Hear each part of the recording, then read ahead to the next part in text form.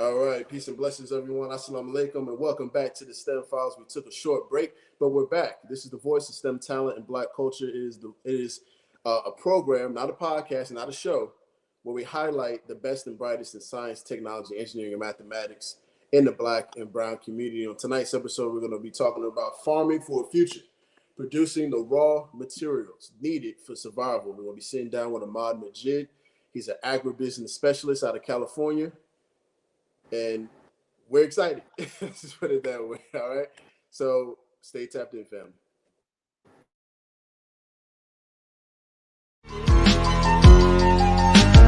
You believe in these false prophets, I say I bet he lying.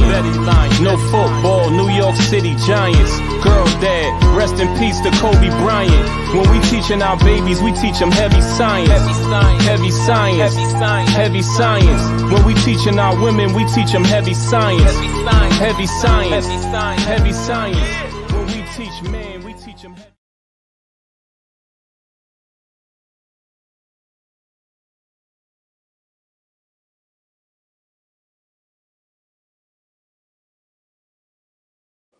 All right, family. And as our intro says, got heavy science.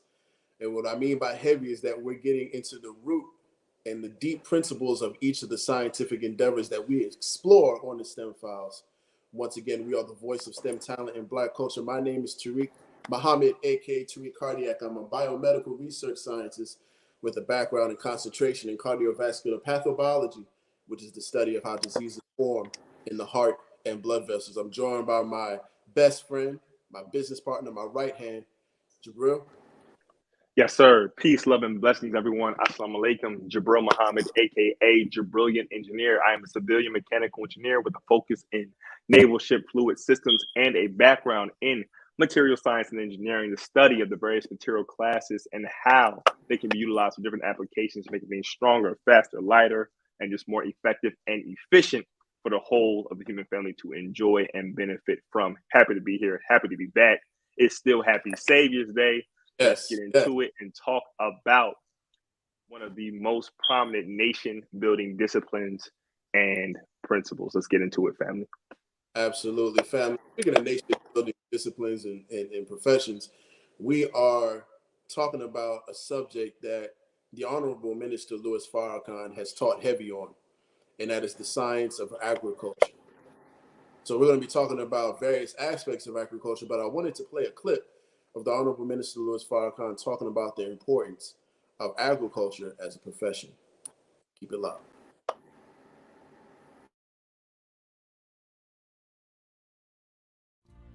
Greetings to you.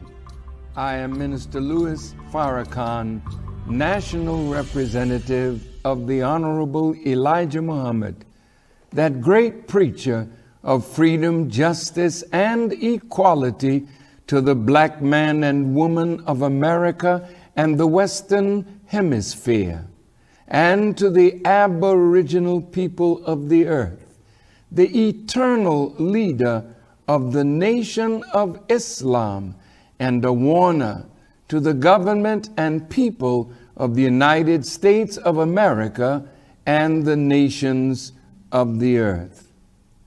Our subject today, on the 36th edition of The Time and What Must Be Done, is from the teachings of the Honorable Elijah Muhammad, titled, Farming is the Engine of Our National Life.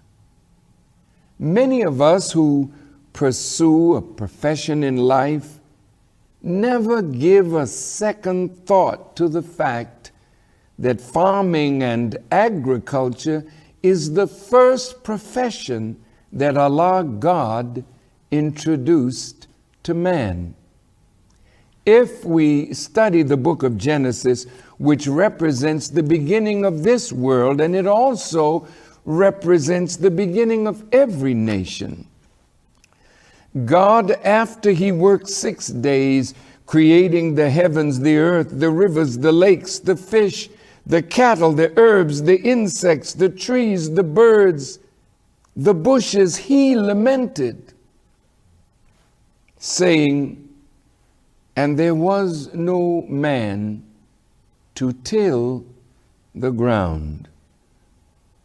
So in the second chapter of Genesis, the 15th verse, it reads, "And the Lord God took the man that he had made and put him into the Garden of Eden to dress it and keep it." According to the dictionary, to dress means to make or set straight, to prepare for use or service, to add decorative details or accessories to trim, to ornament or adorn, to cultivate, to tend. God gave Adam earth, but in the breathing into Adam of his spirit, he had to give him the knowledge of how to do what he asked him to do. If Adam was to dress the garden, he needed the knowledge of how to cultivate what he had been given. So the gift of God to man is earth, and also the knowledge of how to dress it, and the fowl and the cattle that are on that land teaches us that the second profession after farming is animal husbandry. The point that we are making is that the first profession, as the basic support for all labor and all divisions of human labor, is the labor of tilling the ground, farming, feeding oneself, and taking care of the gift of animals that the Creator has given for the benefit of man. So farming and animal husbandry are the first professions and are the engine of every nation. Let's give the Honorable Minister Louis Farrakhan a round of applause. That was Raised into a lot. being the engine of our national life. It is actually the engine of tonight's program as well, where we talk about producing the raw materials needed for survival with our brother Ahmad Majid. What platform? Thank you for coming. Yes, sir, beloved. Thank you for creating the platform, for maintaining it. I was overjoyed for the invitation and still living in a surreal reality. So I'm very pleased to be present. I thank Allah for the opportunity. Yes, sir. When people say it's surreal to be on the house, we thank Allah for that feeling that you have, because we are not we don't really feel that we're on the level for someone to feel surreal about the STEM Files, but we thank you. We appreciate your support. You're a constant supporter of the STEM Files. You watch every episode. So I thought it was only right to highlight what you do in your field of agribusiness. So first and foremost, talk about what you do in your field, what got you involved in agriculture, and then we'll kind of spin off from that. Yes, sir. So in 2019, like a lot of people, when the food shortages, however we want to word that, I just mean when there wasn't as much food available, it struck me. And like many people, I had to pivot from career and some other things. So I got to thinking about an earlier vision when I was a child that I would be a farmer. It didn't make sense because I grew up in the Bay Area in East Palo Alto, which is a small city near Oakland. You might be familiar, might not, but look it up. It's like 4 square miles, but it's heavily urban and suburban. So it didn't really make sense for me to have that vision, but it persisted like all through childhood. Even that being the case, because there wasn't a lot of farm related reality around me, and I've always been bookish, I saw myself becoming a lawyer. And so that's where I put most of my energy. I ended up becoming a paralegal and finding out that that really wasn't the path that really spoke to me. And I did some other things, freelance business consulting, development, community organizing, and teacher's assistant in special needs school. So things like that. And anyway, when things slowed down and I had the time to think, the vision kind of returned to me. And I started to look up homesteading at first, just as a way to provide for my family immediately. But when I went into that research, especially coming from a background of being a legal assistant and in education, I take research very seriously. And so I learned some lesser known things about the opportunities and the support that the government and other industries and spaces have in place for, folks who are producing in the agriculture sector. And I connected with some mentors, took a bunch of courses, got certified in a bunch of stuff, and really just took off with it, and all my extra time, those extra hours, and whenever I wasn't on work, I was on a webinar, or, things like that. And it became a business opportunity as well. And so I started to think about expanding further than a homestead and looking at the business part of it, learning about farming related taxes and how it really is a very unique business, but it is a business. So there's a whole different kind of tax system, not system necessarily, but a different way that you would set up your business if it's not a hobby farm. And so I looked at those things, and I was just really intrigued at the network of people who were organized around supporting agriculture producers.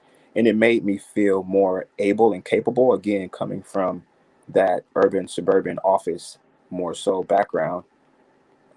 Like I could do this, and more so we could do this. I wasn't married at the time, but I was courting my wife. Okay.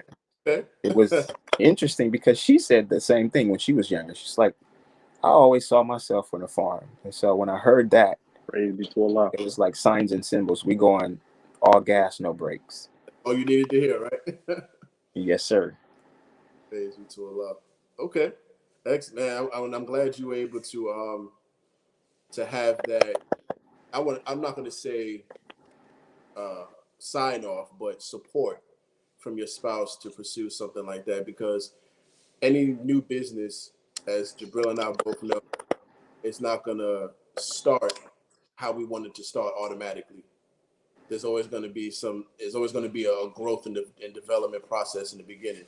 So talk about, is that you doing that, Brother Mark? That typing sound? I'm sorry, what? Do you hear that No, typing sir. sound? You don't hear that?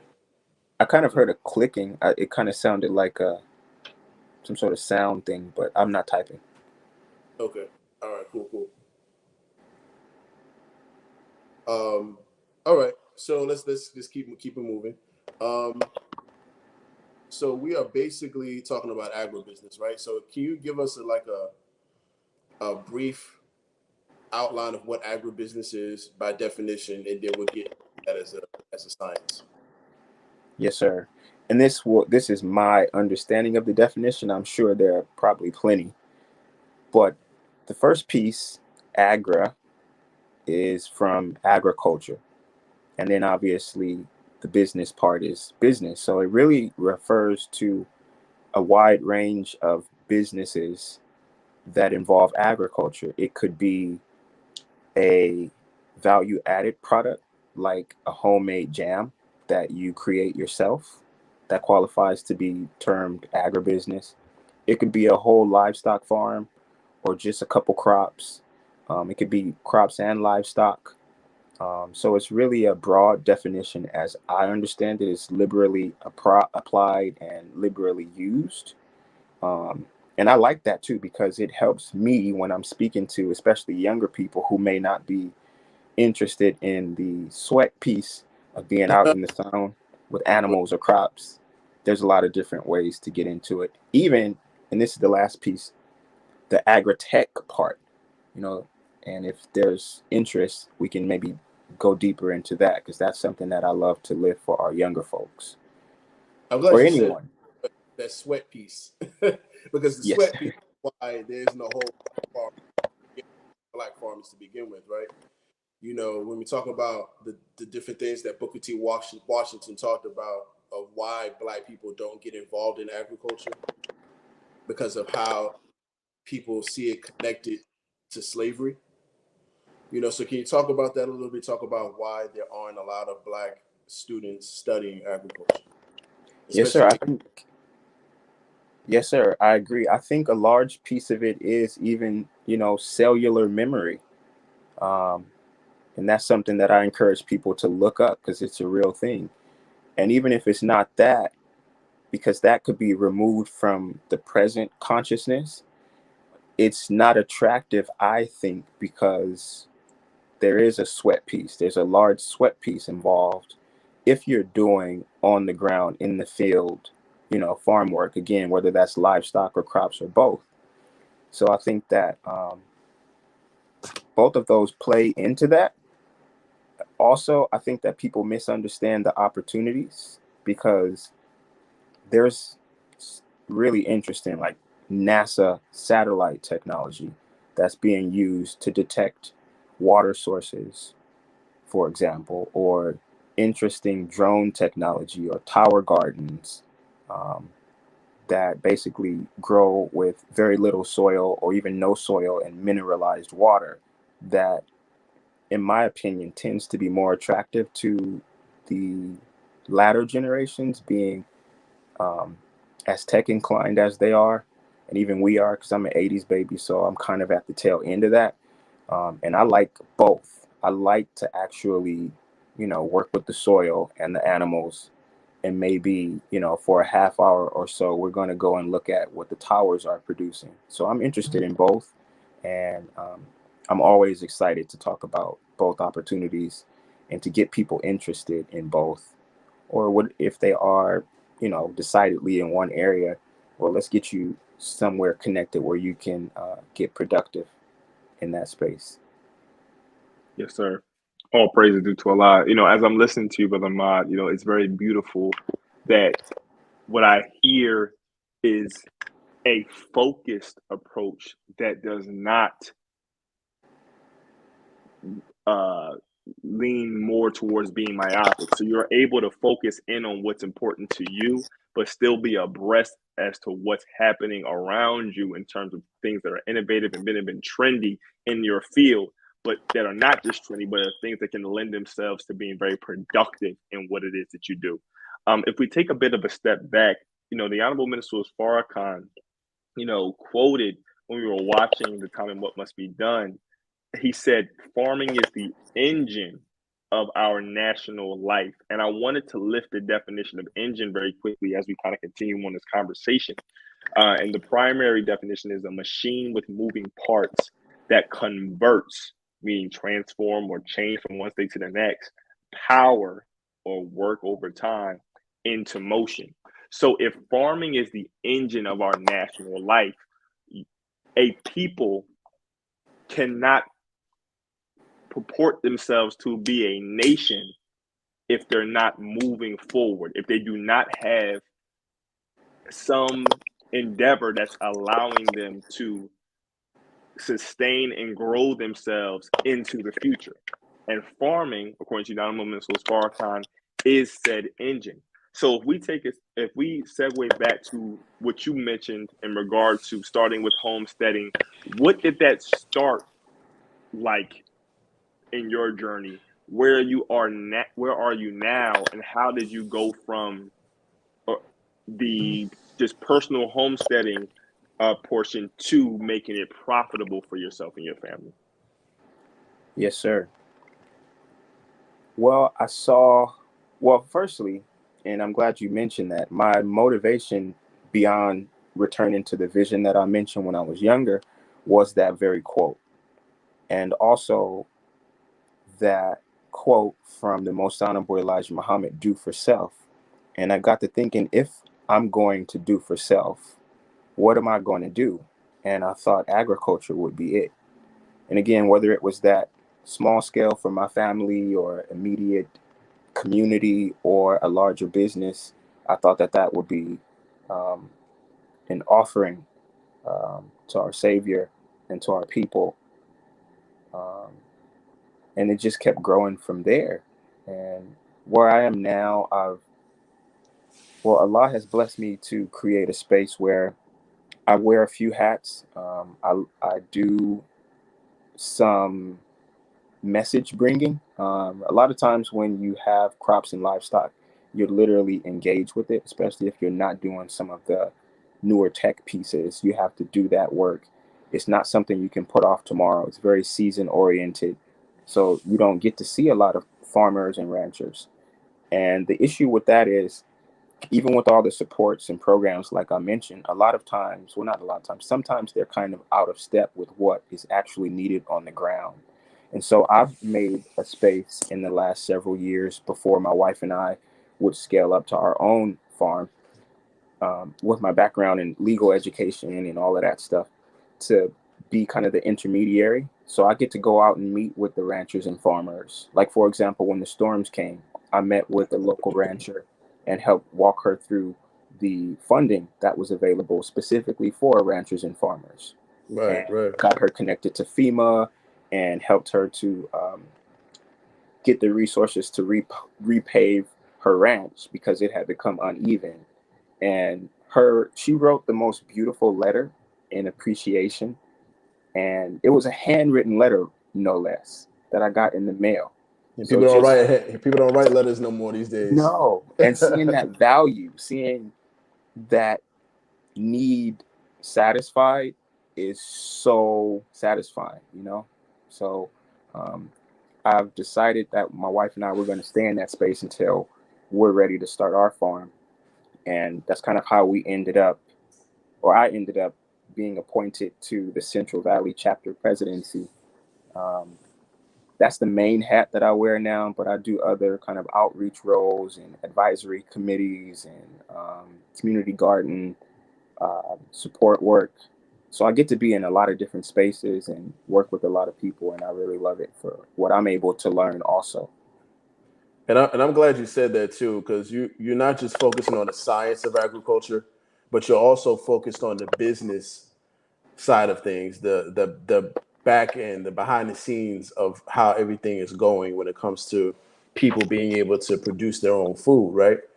Because having someone in both ends, both the science and the business side, and having people that look like you on both sides kind of fueling and driving everything and making everything go forward is really important. You know, it's important to have people that are on our side on both ends, because it's one thing to say, okay, I grow organic food, but are you in the process, or are you involved in the process of how that food gets to you, or how that food gets to somebody else, or how that food is or how the system in which the food is being delivered to you is regulated? Right. You know, you are involved in all of those things, so we commend you for that. And one of the points I was making with, you know, being married and somebody supporting you in your field, you know, talk a little bit about being married and your spouse working in your purpose with you. Yes, sir. Beautiful question.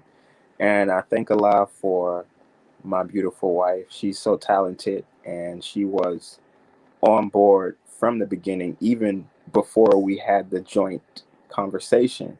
So I'm very much a signs and symbols person. And so her, very incredible woman, she has taken a couple roles. So she does herbs and chicken eggs.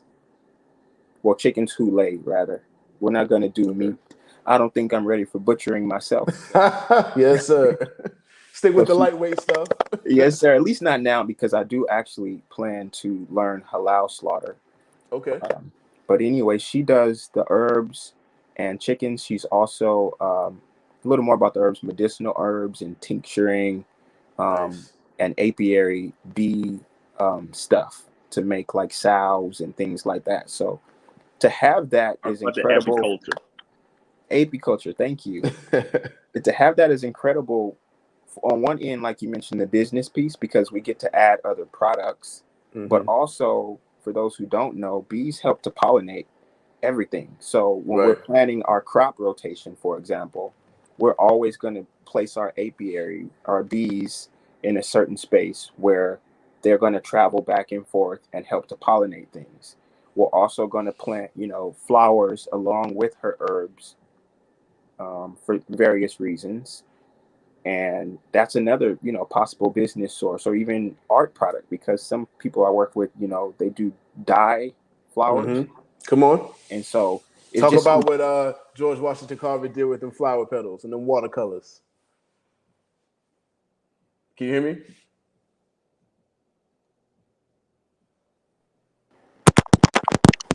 Did you reconnect? Yeah, my mom was calling. Sorry about that. Oh, you're good. Yes, sir. You rolling. Keep going, y'all beloved. who don't know, I'm in California on the West Coast. It's a storm, so our landline Wi-Fi is choppy. So my mom was calling me, pardon me. But okay, anyway, you're fine. You're all good, beloved. Love the mother. Peace to the mother. I'm Yes, sorry. sir. What was your question? Oh no, I was just saying, talk about what George Washington Carver was doing with making watercolors from the flower petals.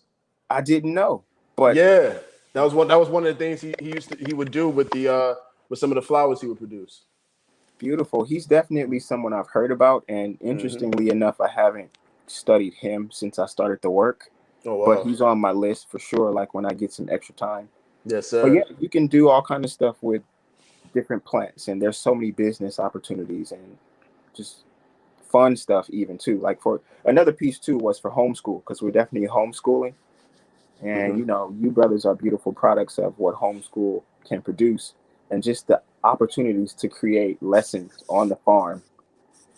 So just a lot of stuff. Yes, sir. Absolutely. We appreciate that, Jabril. Yes, sir. As you were talking, my mother-in-law, father-in-law actually just tapped in, and my wife is tapped in as well. So every time I visit down south, my in-laws are from Atlanta, and my mother and father-in-law, Sandra and Sylvester, have what they call Homestead SD. The SD stands for subdivision. So they live in the subdivision, but they have a beautiful setup in their backyard with numbers of different crops rotated, their vertical lines, and they put a lot of work, little hoop house or greenhouse setup. And it just every time I look, it shows what you can do with just a little bit of land, much less than an acre. So as we're talking about that, and you mentioned certain crop rotations, herbs, could you just kind of highlight what are some of the maybe specific crops that you and your wife, produce? We're talking about producing the raw materials needed for survival. So we get into that survival mentality. Okay, what are you all currently producing for yourselves, or even, engaging with neighbors that can really assist in those times of need? And like, what are some things you would encourage, those watching to maybe get into researching at the very least, to maybe produce or procure for themselves in those times as well? As a matter of fact, Brother Ahmad, before you go into that, can you answer what raw materials are, and then segue into answering what you all are producing right now? Yes, sir. So raw materials refer to something that is produced from the earth, and it's unprocessed. So if you grow, let me see. Oh, that's kind of interesting. So I really like parsnips, and if you just grow parsnips,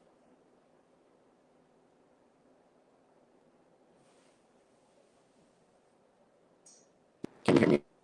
I'm sorry. We have some slight technical difficulties.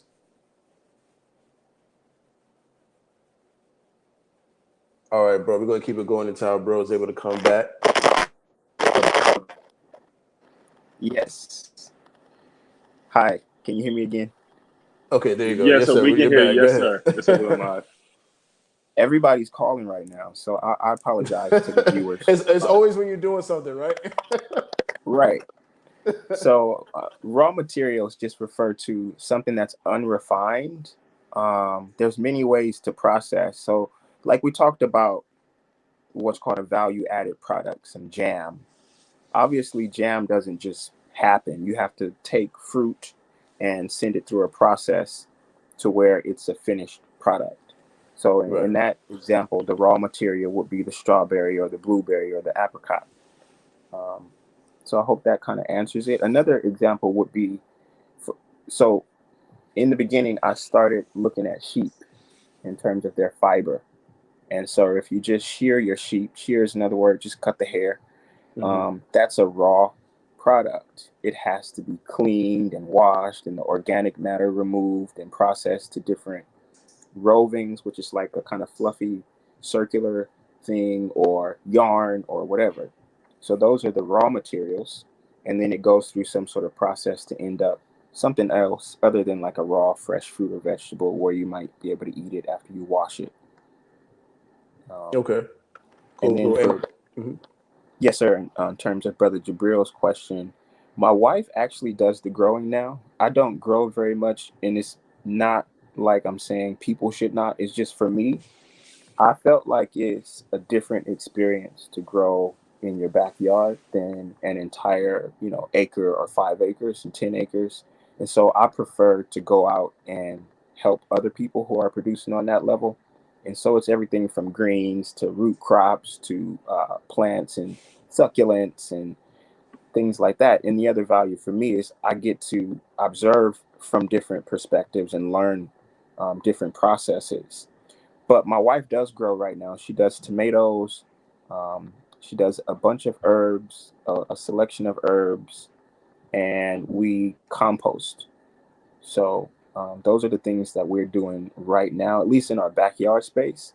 Um, and I think there might have been another sub question in there that I missed. So you literally, so first off, thank you for that answer because like really trying to get to the core of specifically the work that you're doing. I love the juxtaposition, you going out and basically taking what you all have cultivated as a couple, giving it to the community, but and your wife is holding down the fort at home, making sure that you have the energy and the vigor and you keep looking bright and bushy tailed to be able to do what you need to do.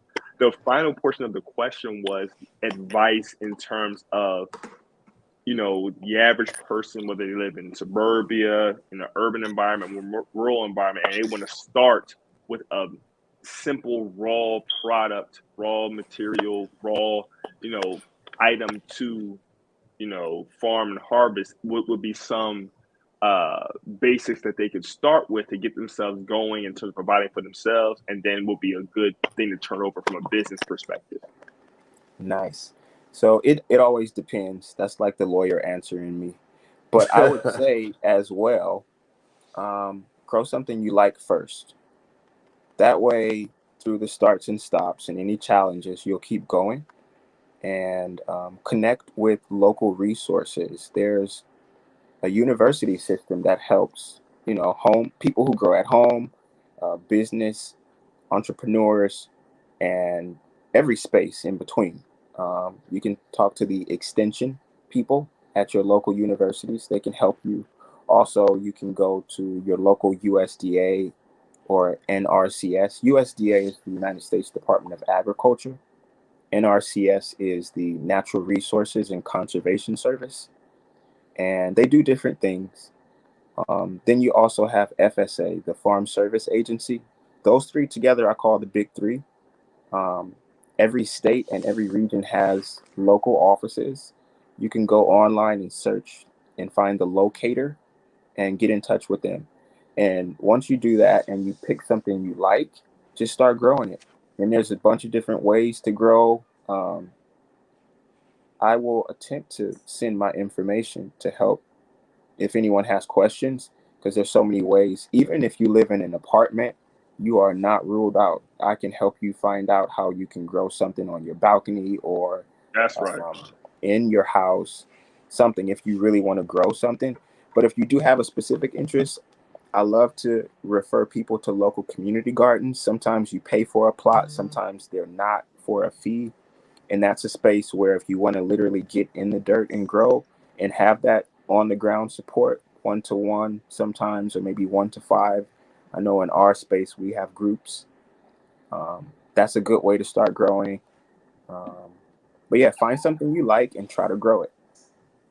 Yes, sir. And I'm glad you mentioned that too, the different resources that people can tap into, because, you know, on this platform, we talk a lot about the 9 ministries, right? And one of those ministries is agriculture. And the Nation of Islam has over a 400 acre farm in Georgia, and they produce a program called the Staple Goods Program. And this Staple Goods Program allows people from all over the country to tap into that and not only get produce from the farm, but also sell it for themselves and make money for themselves and their family. So I wanted to also add on to what you mentioned with those big three, that there's also a Ministry of Agriculture by the Nation of Islam that works to service the needs of the people. So that's definitely another option as well. But we're going to talk about that when we come back from this quick break. We're going to take about 3 minutes to do the final call plugs as well as our Black Business Highlight. So family, stay tuned. Right now, we're going to go ahead and get right into the Final Call newspaper.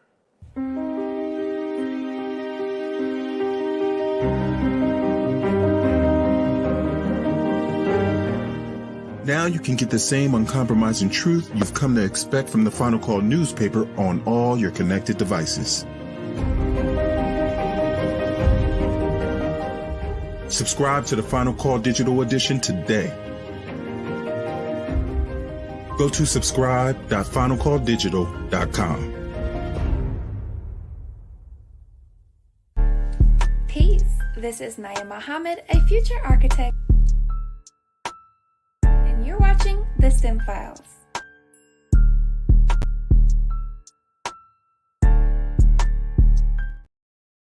All right, shout out to Sister Naya for the quick drop in on what you're watching the platform. Architect, she's been on the platform several times, but we think a lot she was able to go ahead and record something real quick for us and add some value, much added value to the platform. But as we were talking before, we were talking about resources for our people to tap into for agriculture, right? So for me, agriculture is really the three F's, right? Food, fiber, and fuel. These are the top three things that is needed for a country or a civilization to basically run. You know, you have to have your food, you have to have your fiber to make the different materials, and you have to have your fuel to get things moving. So talk about, you know, the minister's words, farming is the engine of our national life. It's literally the driving force of our day-to-day life. So talk about how important it is for agriculture to serve the needs of the people. Yes, sir. And that's a great gift that I've received, at least a greater understanding. I'm not going to say I have it all, but I see now, at least again, to some extent, what our beloved minister was pointing us to. Again, when I first started, it was fiber. And interestingly enough, it was for felt tip pens, because I thought that it would be a niche small enough for me to get into, but also wide enough for me to, provide for my family. And I started to look at that, and I look at even the shirt I'm wearing. I'm like, somebody worked to make this shirt, this tie. The different textiles that make up our curtains, or even the material in our cars. Those things have to be processed from raw.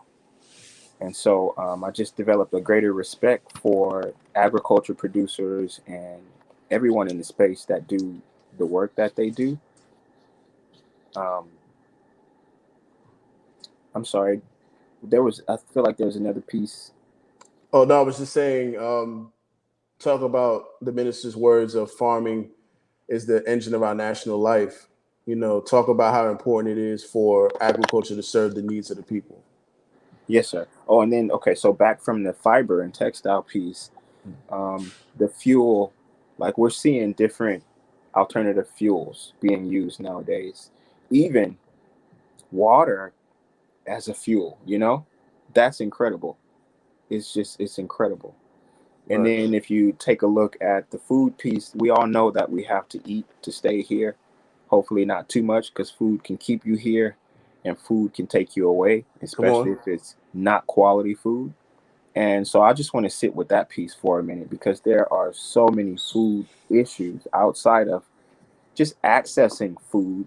You need to access nutritious food. Yes. And one thing I learned from Dr. Alim is when you look at a carrot from 20, 30 years ago, it's nutritional yeah, Take your time. the nutritional density of it in the past was much greater than now. And this isn't an Yes. exact quote. You're going to probably need to eat 5 to 10 carrots that are produced under typical farming methods today to equal the value of one carrot that was, produced not in the organic in the sense of the system and the certification, but just talking about those methods that are not like monoculture, um, GMO, and that sort of thing. We're talking about, like we talked about composting and integrated livestock and how that goes to the health factor and the nutrition piece. Another thing I learned from Farmer Courtney, there's this really cool device. I think it's called a spectrometer. And another farmer who I respect very deeply, Gabe Brown, who was really one of the folks at the forefront of what's now known as the regenerative farming movement, to demonstrate that you can have, and he does, he has thousands of acres and he produces on a very high level, and he uses regenerative methods, really giving a juxtaposition to the concept that you have to produce these monocultures.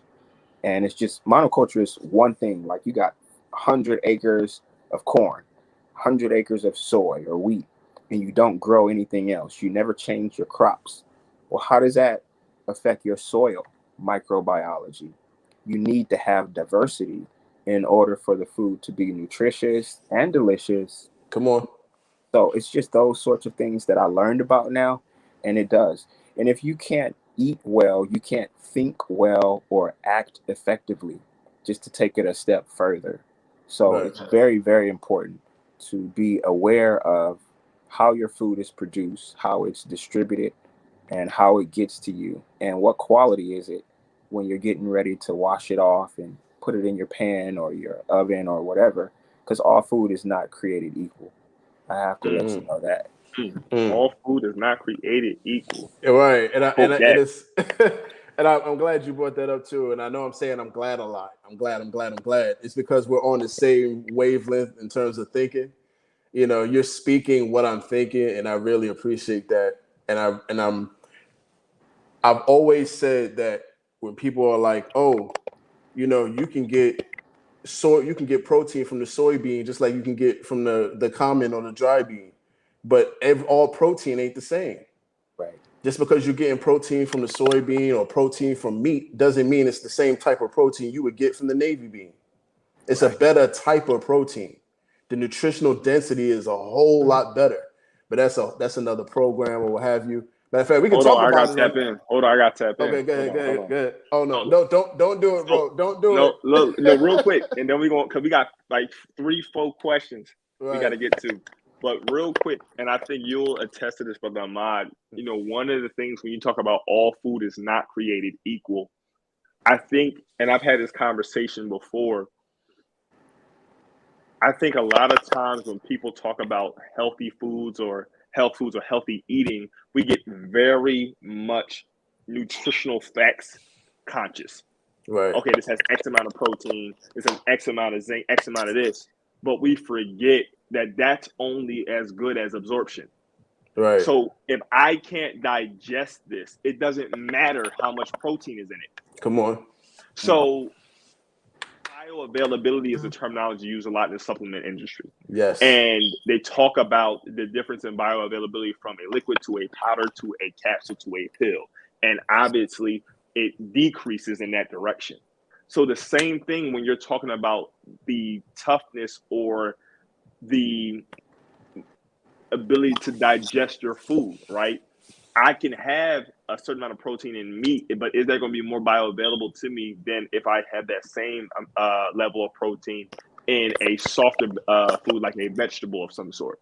So we have to remember that it's about the ability to absorb and digest that really lends itself to us being able to reap the full benefit of the food. And I just wanted to say that really quickly because I get tired of, oh, well, pork loin got this much protein. Exactly. Okay. Like, miss me with that.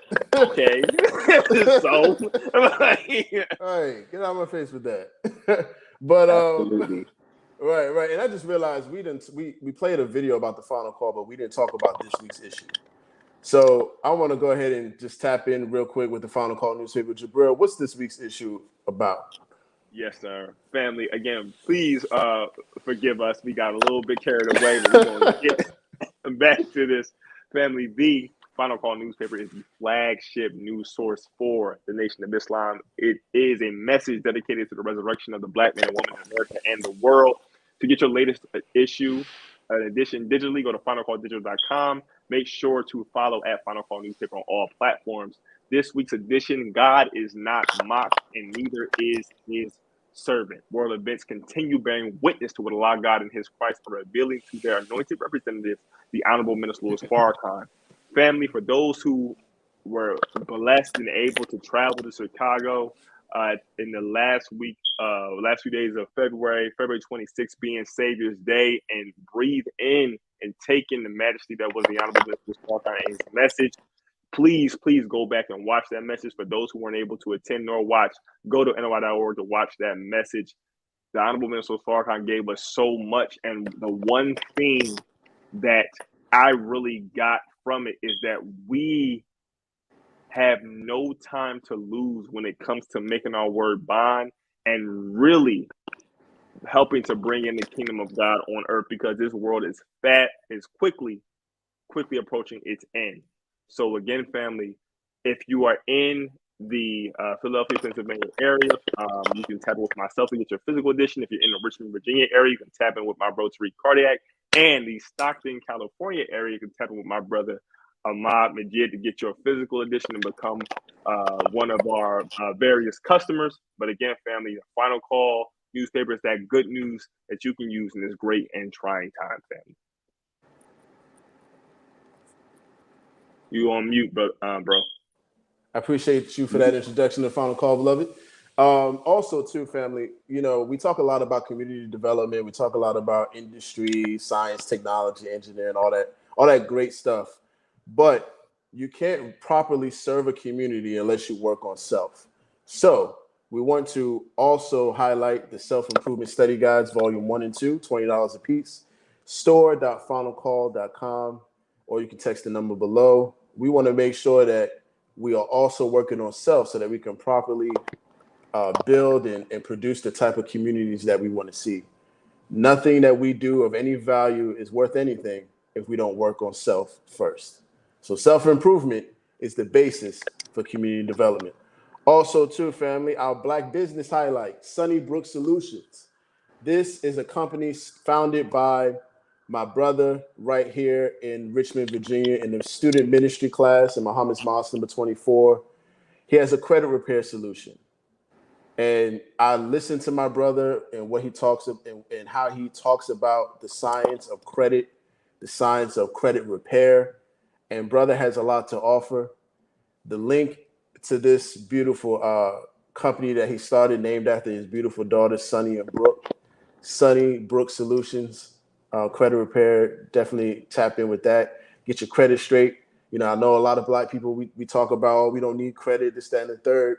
And you may not need credit for whatever it is, for whatever situation you're dealing with at that time, but it's still good to have the knowledge and the know-how of how to build your credit and get out of the pit holes that a lot of these companies and corporations can create in terms of the overall status of our credit. And matter of fact, I got a quick clip of our brother explaining how important it is to have good credit. A lot of people think that just because they have a high credit score, that means that their credit is good. When in all reality, you could have a 720, a 750 credit score, But if you only have one open account, this makes your credit profile weak. So someone with a 620 credit score, with their credit profile built out properly with 10 or more open and positive accounts, this is actually better than someone with a 750 credit score, because this shows that they are trustworthy over 10 or more positive accounts. So when you're looking at a mortgage, or when you're looking at that brand new 2023 Mercedes that you want to get, you have to understand how to structure your credit profile properly. And I have exactly what you need. But yes, family, as I said before, Brother Chris is a student in the ministry class here at Muhammad's Mosque number 24. He always opens up the meetings of Muhammad's Mosque number 24 on Sunday with such powerful vigor. And I trust brother with handling my credit. And I'm sure he'll do right by yours as well. So tap into his solutions. The link is in the description. Jabril, what we got going on in Philly? Yes, sir, family. So, for those who don't know, many do, I'm a proud FOI of Muhammad Mosque number 12 in Philadelphia, Pennsylvania, and we have a slew of current and one future event coming up this month. First and foremost, every Wednesday at 7 o'clock p.m. Eastern Standard Time, we have our Civilized Man series, Maximize Your Living Now. Our dear and beloved student regional minister, Brother Rodney Muhammad, goes into what it means to be civilized, what the duty of the civilized man is, and how we can move ourselves closer to being a high-level civilization. And that's our community meeting every Wednesday at 7 o'clock p.m. We also have a new endeavor and new initiative on Thursday, 7 to 8. We have our a self-improvement, the basis for community development study circle, specifically for our South Philadelphia residents. This is headed by our dear brother in the ministry class, Brother Zebulon X. This is at 4901 King Sessing Avenue, Philadelphia, Pennsylvania, 19143 at the King Sessing Recreation Center. Come out. We invite you to come out if you're in that area and unable to get to our normal mosque, which is in the Germantown area. And lastly, but not least, the ultimate challenge: can the Black world survive Armageddon? This is our Super Sunday meeting on March 19th at 11 a.m. at our home, Muhammad Mosque number 12 at 5727 Germantown Avenue in Philadelphia, 19144. The information, for more information, you can tap in at the phone number 215-908-5202 or tap in at mosquedbr@gmail.com. Or you see this pretty face, DM me on Instagram, learn more about coming out, what we're doing here in the Philadelphia area, and how you can become a part of your Nation of Islam, or just help make your community a safe and decent place to live. Thank you again, family. And this is something that's really dope, and it really warms my heart.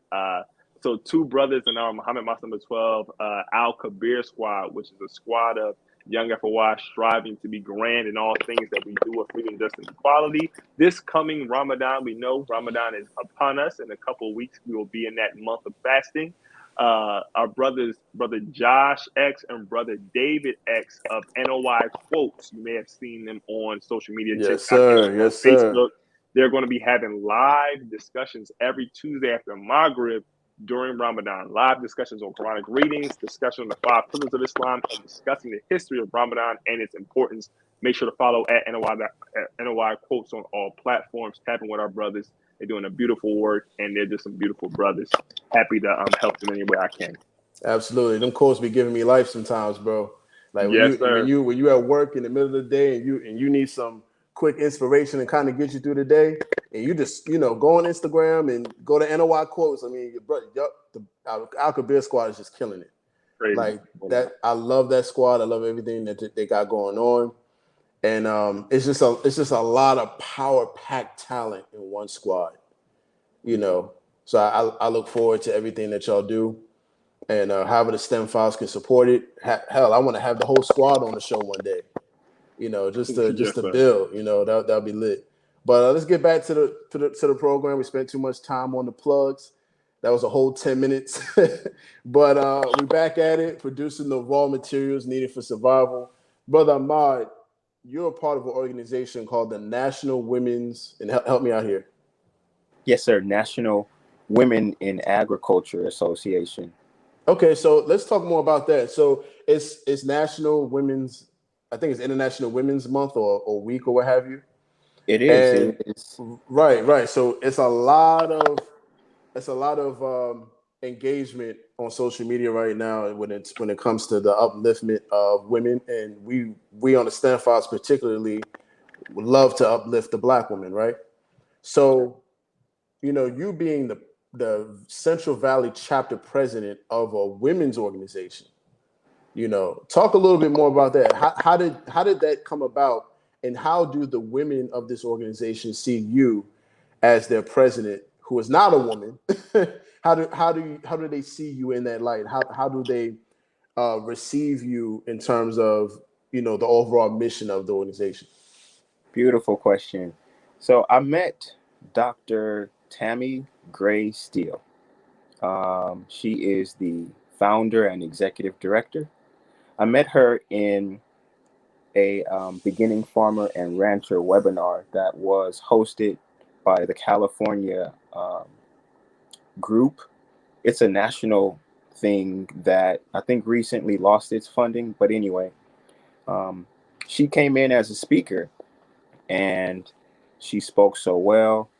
I reached out to her to let her know that I wanted to learn more about the organization and if there's a chapter in California. She said there was one in Southern California, but she's always wanted to stand one up in the Central Valley. For those who don't know, the Central Valley, more so the Fresno area. I'm in Stockton. Um, we produce as well, but when you look at it as a whole, it produces a large majority of all the crops and things that come out of California.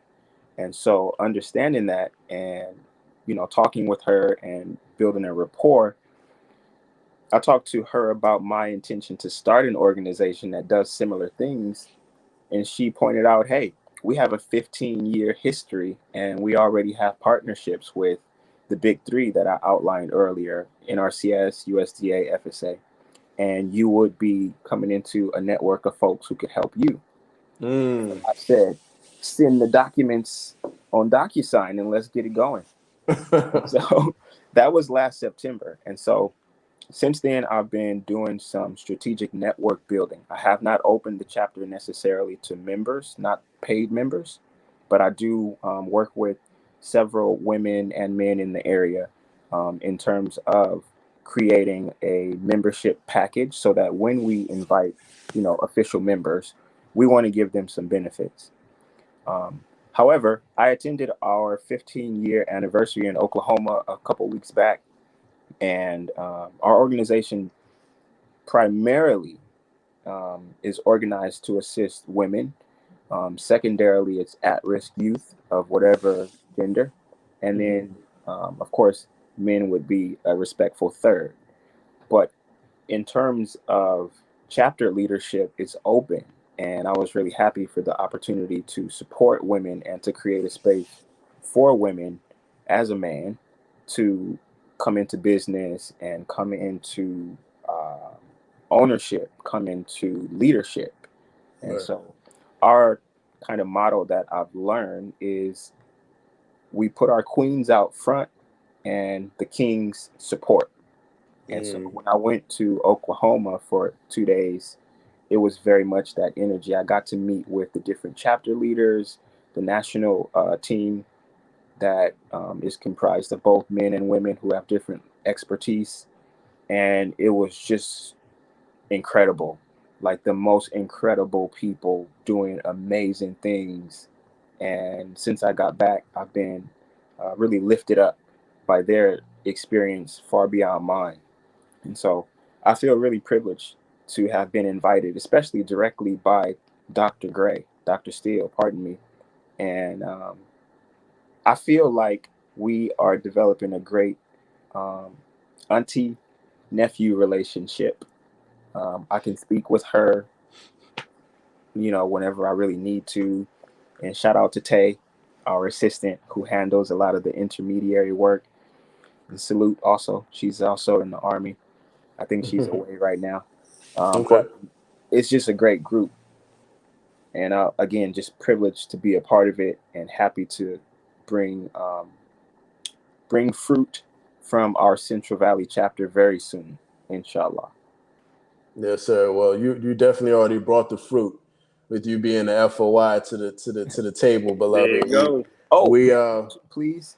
Yeah. On March 23rd, a delegation from our organization will be in Washington at the House Appropriations Committee.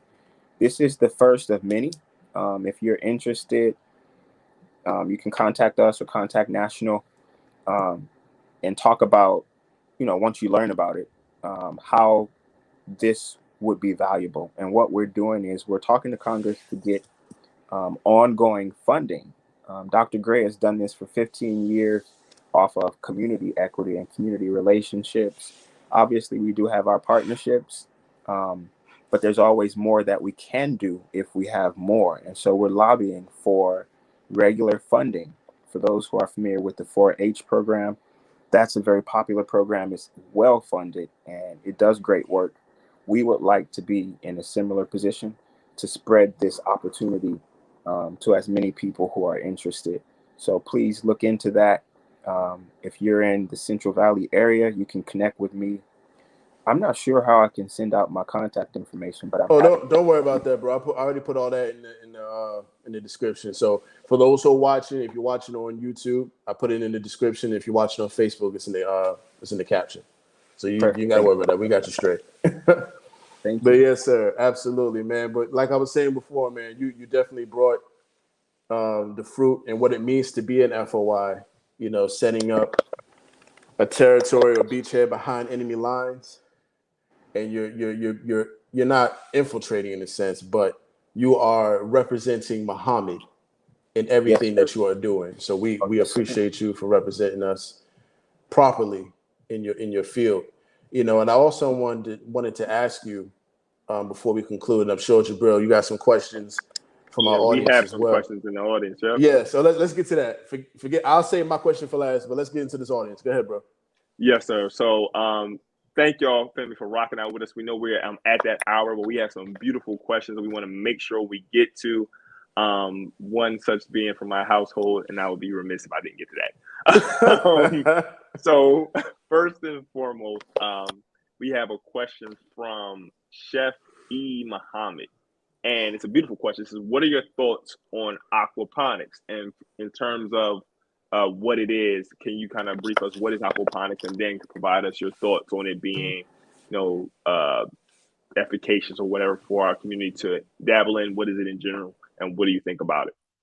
Yes, sir. That's a new one for me that I'm just kind of learning about. I know more about, and not even a lot, just hydroponics and aeroponics, and I even get them confused.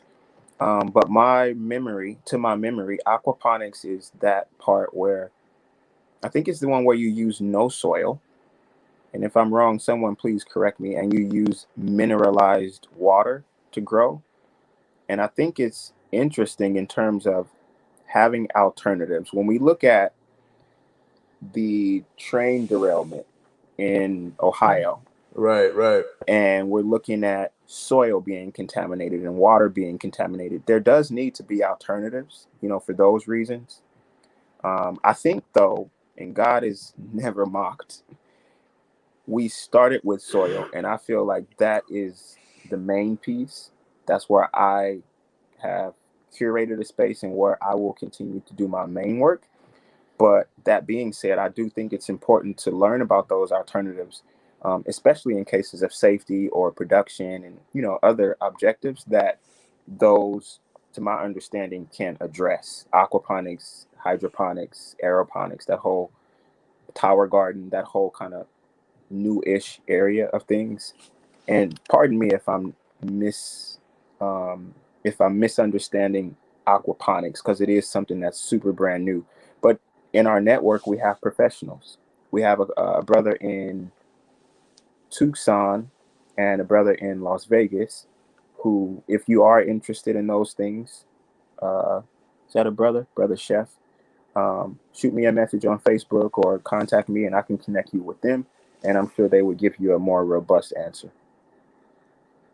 Praise be to Allah. And brother Chef E. Muhammad, if that answers, some or most of your questions. And if you have interest in connecting with our brother, definitely drop another comment in the chat. We want to move over to the love of my life, my beautiful wife, Sister Khalifa. Yes, She has a sir. beautiful question. And this was going towards some of what we talked about earlier on tonight's segment. It says, generally speaking, what is the process that you would go through from, farming like a raw product and bringing it to a grocery store or local market? And would you recommend starting at a local farmer's market if you have that interest? Praise be to Allah. I wrote a note because I remembered that, Brother Jabril, you asked that and I didn't touch on it yet. So praise be to Allah for the MGT. Nothing better. That's Go right. ahead. Go ahead. I would say a couple things about that. First of all, keep it local. And if you can do it, regional. And then within that, yes, farmers markets. I wrote also different grower groups. Because so let's say you are growing at home and you don't have acres. You're not going to produce a huge amount. And unfortunately, a lot of the system is built for large production. So how do you get around that? Get connected to grower groups. If it can be something that speaks to you, like, for example, you're a woman, you can reach out to 5 or 10 women in your area and put your produce together to qualify in terms of the quantity that a lot of buyers are looking for. In addition to that, co-ops, farmers markets are probably more suited for those smaller scale producers. And even within that, there's smaller networks that you can connect with, because a lot of people don't realize the work and the cost associated with bringing your product to market. So if you have someone who already has, nice boxes or packaging, or they have a large refrigerated van or truck to bring it there or to bring it back, or different aspects in terms of logistics and being able to show up and take it back. Those are good spaces to work in. Also, there's a lot of funding for folks who are delivering to schools or hospitals or food banks, again, satisfying a different community need, and zakat and charity, which I love to lift. So those are different ways to get around those quantity requirements, or even those logistical costs and expenses and just considerations that a lot of times we don't consider until we're trying to make something happen. And, especially if you're talking about making money, you have to look at the whole process. Getting it to market, getting back from market, figuring out what sold, what didn't, QuickBooks, inventory.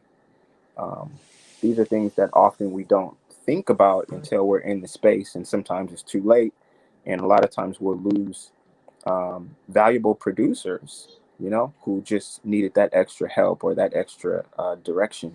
So absolutely, farmers markets, co-ops, small groups, even if there's nothing, start something. And if you don't know how, contact me. One thing that I am working on a lot, but my main favorite things right now are just that small local regional food hubs. And it could be 5 producers. It could be 15 or 20. So if you want to learn about that opportunity and how to do that and how to get support in terms of funding and other things, I'm happy to connect. I know that's your wife, beloved. So if she is interested, for sure, you could always tap in with me and we can talk a little more about that. Absolutely. And sweetheart, please throw a heart in the comments if that watered your soul. And if I'm going to be a lot busier than I already am after this segment. Lastly, Got that right. going to the family. This is either my father-in-law, brother Sylvester, or my mother-in-law, sister Sandra. But you mentioned growing in an apartment, and a lot of times people feel like, hey, I have limited light. I feel like when I try to grow something, it doesn't stick, it doesn't grow, it dies. So if you live in an apartment with limited light, can you grow there? And maybe a follow-up question: what are some innovative methods you can use to grow something, at least for yourself and your family? Yes, sir. You would most likely have to purchase or create or somewhere in the middle. But you do have to provide that light and heat. There are different technologies you can use. Like my wife has this really cool thing. It has like, it's movable. Like it can go like this, or you could like, and there's several like arms on it, and it replicates different light spectrums and temperatures. And if you're thinking about that, if you've never heard of it, just like everything else, there's a bunch of products on the market that you cannot, and this is my personal opinion, don't trust the salesperson. Check in with people who are more interested in the scientific growing piece, because somebody will sell you something because they need money, whereas it won't necessarily be useful for your purpose.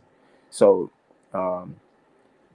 be prepared to do your due diligence, your research. I'm a happy resource for people who want to learn about that. And then also, just get out there and start researching, because there are different things that you can use in addition to the light piece.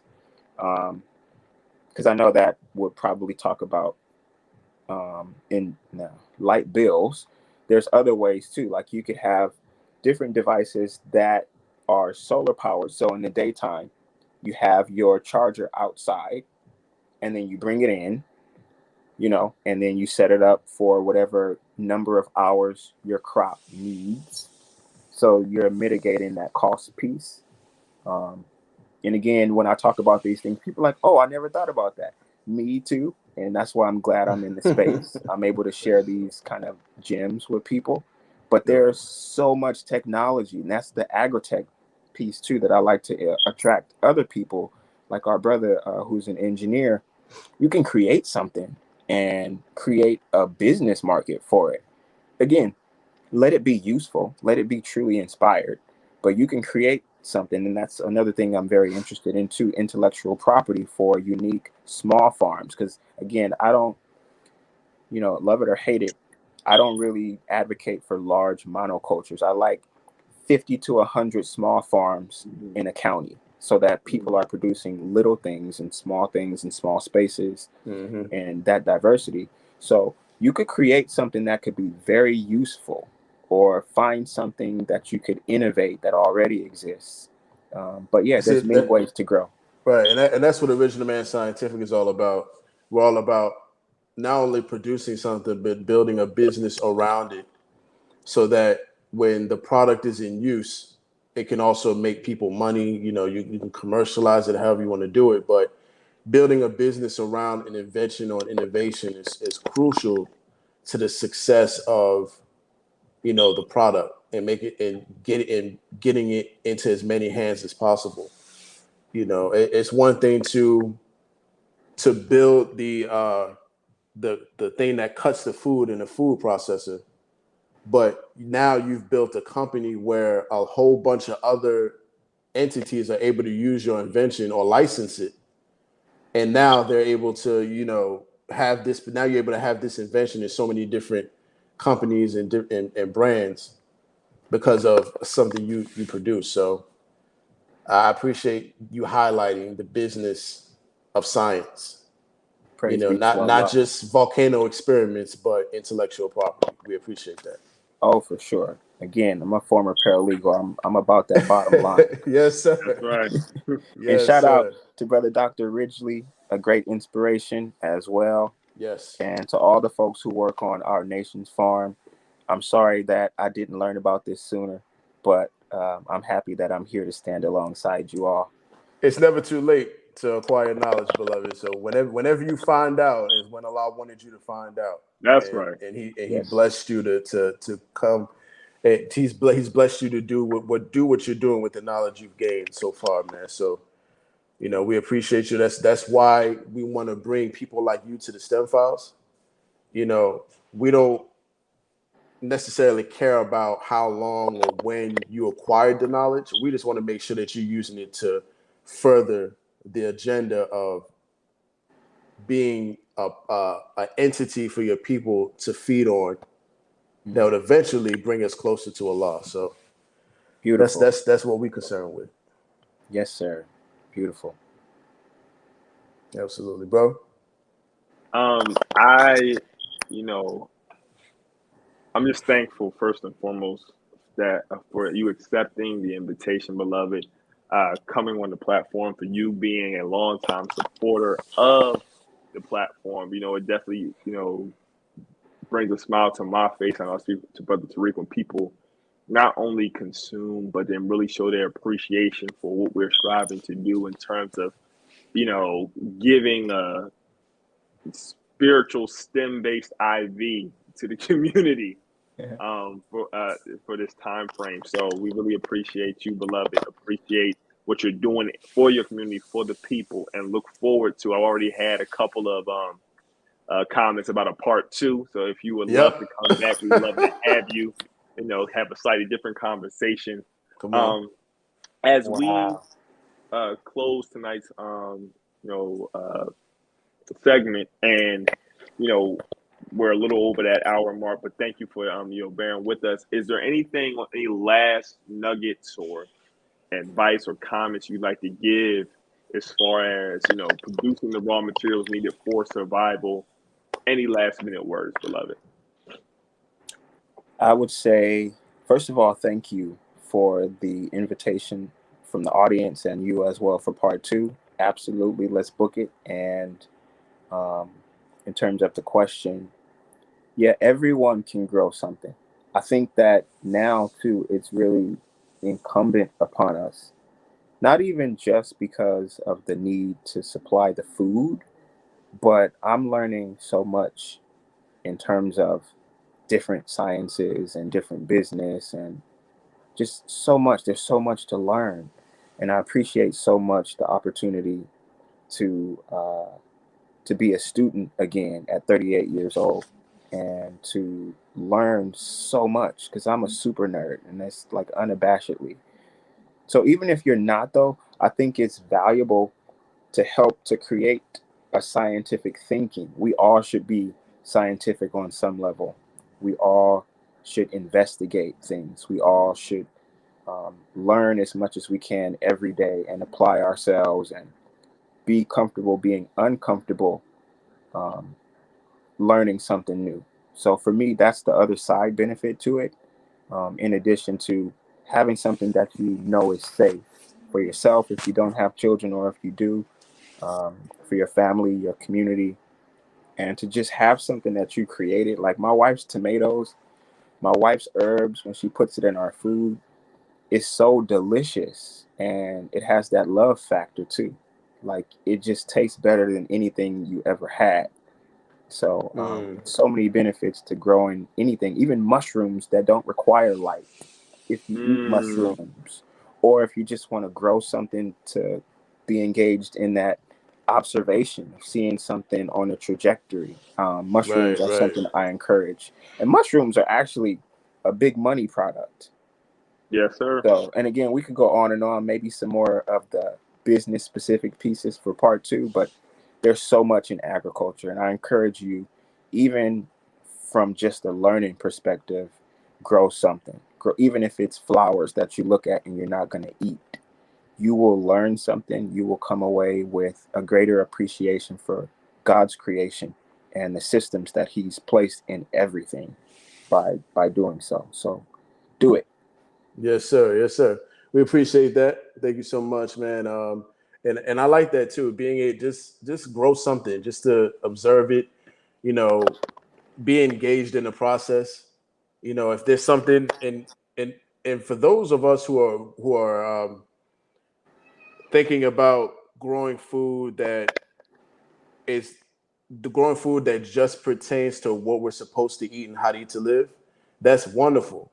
But if you just want to engage in a process and you don't want to eat it, grow a mushroom, grow some kale, grow collard greens. You're not going to eat it, but you want to engage in the process and see how these things grow, and how to properly feed a crop and to nurture a crop. Collard greens can be used as barrier crops to protect your main crop from vermin.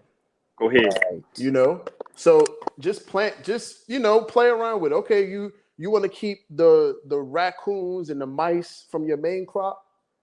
plant some collard greens around the crop to see the type of contributions that collard green can make to your main crop. You don't got to eat the collard greens.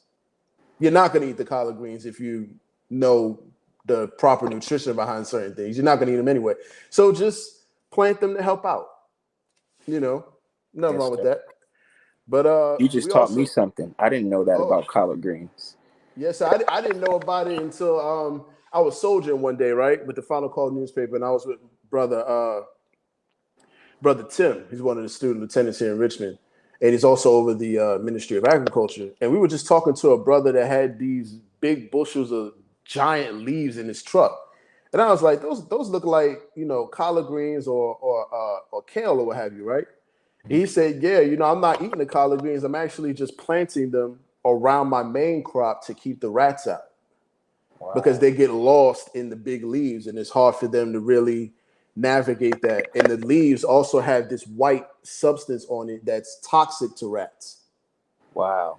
You know, so yeah, so it's a visual thing and it's a biological thing as well. It just keeps them away altogether. You know, so I thought that was a very interesting thing. I was like, you know what? You may not be able to eat everything, but everything has a purpose. Right. You Come know, on now. like the peanut, the soybean, you know, these things are good for soil rehabilitation, but they're not good for human consumption.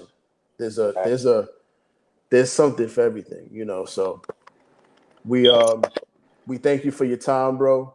We appreciate that. I'm glad we were able to teach you something as well, because I we are learned actually a definitely few things tonight, so thank okay. you. Praise be to Allah. See, that's what the Praise Steadfast to is all Allah. about. It's a mutual platform. It's a mutual tool used to teach each other. You know, we obviously learning more from you, but you know, this platform is a mutual relationship, and we don't believe in you feeding off of us and us not feeding off of you, and vice versa. You know, so we appreciate that. Also, too, I pulled from your social media, and I wanted to ask you, you know, what you were doing in this image. I see you got some plants growing there, and some Yes, sir. beds going on. What you got over here? So that is the Bufa garden. Bufa is the Black Urban Farming or Farmers Association. Again, I spread myself out, and if I mispronounce the proper name, pardon me, Aunt Retha. It's so funny because Aunt Retha is my aunt now by marriage, and I didn't even know that she was my wife's aunt. And I met her, well, not met her, I met Ellen Powell. She's a former congressperson, and she's one of the organizers who got that group started. And so that day we were doing, I believe those were peppers, and I had them kind of lined up where they were going to go in the bed, and that was a volunteer day. I try to get out there anytime that I can. It's been a while since things have picked up, but looking forward to getting back out there. So if you're in Stockton, please visit the Bufa Garden. We are always looking for volunteers, and it's a wonderful space to learn in. So, hi, Aunt Retha. Yes, sir. Shout out to Aunt Retha. Yes, sir. Well, thank you again, bro. This has been a very, very beautiful and eye-opening hour and 20 minutes of the program. And as we say all the time, we don't believe in 3-hour, 2-hour long episodes. So we're going to go ahead and wrap things up. Jabril, did you want to do the speed round? Yes, sir. Give me a quick second, and we'll have it right up. I was Okay, looking cool. forward to this. I remember Yes, this sir. when I was a watcher, when I was a viewer. Yes, sir. Like, what they gonna ask me? Yeah, so for those who are watching, the speed round is just a lightning round question session where we ask the guests some random questions outside of tonight's topic, just to get to know them a little bit more. So, Jabril, you ready? Yes, sir. All right, here we go. And 3, 2, 1. All right. First thing you do or think of when you wake up. Prayer. Praise be to Allah. Hot or cold?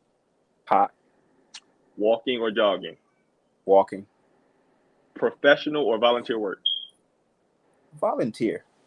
Praise be to Allah. Favorite pair of shoes of all time? I don't really have a favorite. Well, I like different Vans. Okay, Okay. we'll go with Van. Vans are very Okay. comfortable. We'll go with Yes. I love Van. iPhone or Android? I'm iPhone now because my wife is iPhone and she That's usually converted how it me. happens. So okay, hold on, Yes, hold on, sir. pause. Wait, let's put a pause in this. Hold on. I was converted too. So was I So I originally understand. Yeah, but you converted a long time ago. You converted way because before of we Khalifa. did. Yeah. But my wife as well. My wife is like, okay, yeah, it's time to stop this. I know. She was so disappointed. Like, I was like, why is it this serious? But, you know, here we It's a are. big deal, right? Favorite thing to cook? Parsnips. I love parsnips. Praise be to Allah. Yes, sir. Favorite song of all time? Ooh, Overjoyed by Stevie Wonder. Okay. Youth engagement or raising money for a nonprofit? Youth engagement. Worst job you've ever had? Worst. It would be a site. So at the pandemic, I did a little pivot and I do security work.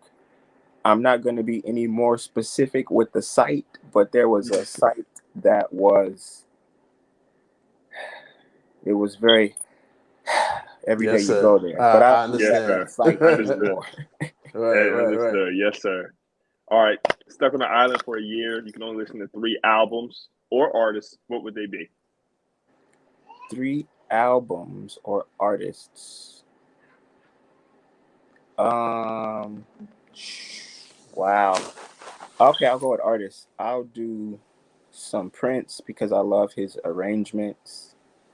I'll do some Kanye West, Fight Me or Try to Fight Me. I know people feel how they feel about Kanye. And who else would be my number 3?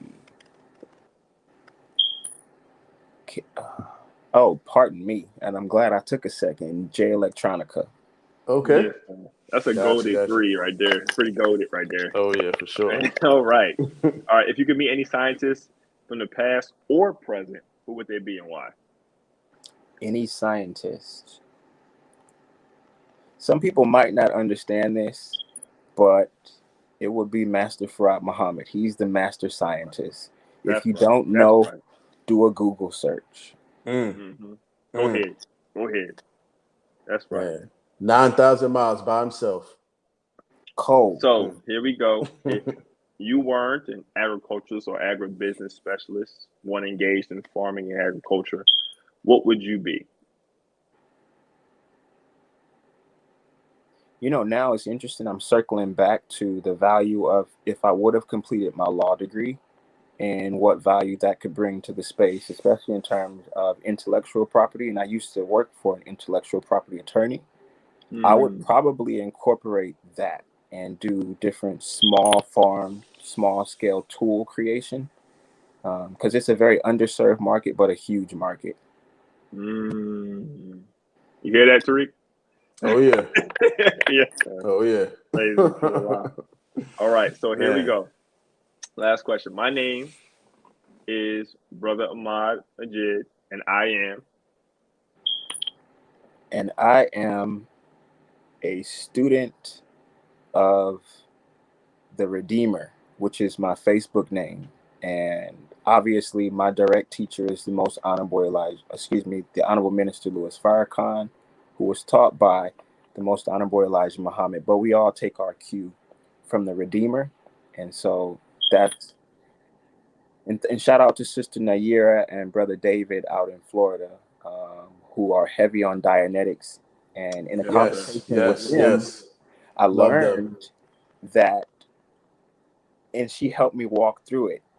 And that's helped to direct a lot of what I do. So I see myself as a student of the Redeemer through our 2 teachers who have, been more directly involved in us and our lives as a people over the last 90 years. So I am a student of the Redeemer, Master Farad Muhammad. Oh, praise to Allah. You know, I had just a dope idea. If we could figure out how to do this, Tariq, we could do like a compilation of all the I ams that we've kind of had throughout the show Yeah. Like what people are saying, what they are. That would be so dope. That was just a Oh side. yeah, it would definitely be dope. No, It's just a lot of time trying to sift through all the episodes where we had right. that question. But if we could do that and yeah, that'd be lit. that would be insane. That would be. We need so an dope. intern.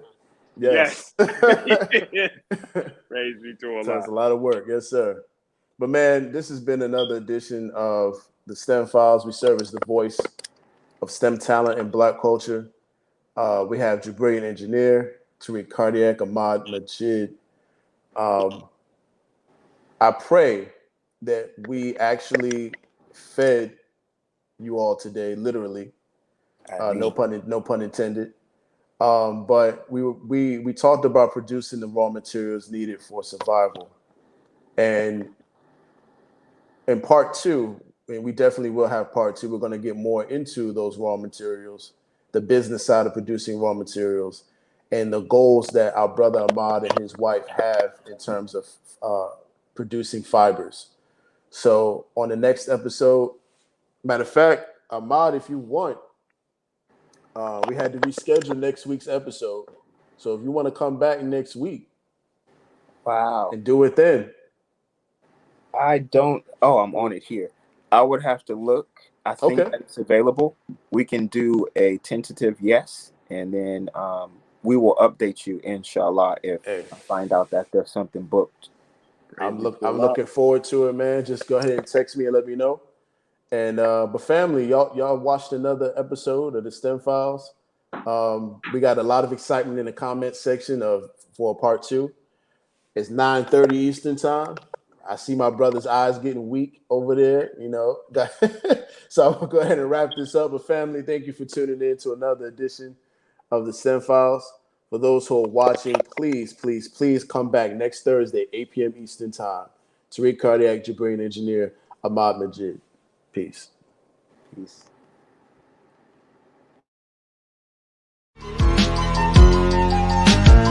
Believe in these false prophets, I say I bet he lying. No football, New York City Giants. Girl dad, rest in peace to Kobe Bryant. When we teaching our babies, we teach them heavy science. Heavy science. Heavy science. When we teaching our women, we teach them heavy science. Heavy science. Heavy science. When we teach men, we teach them heavy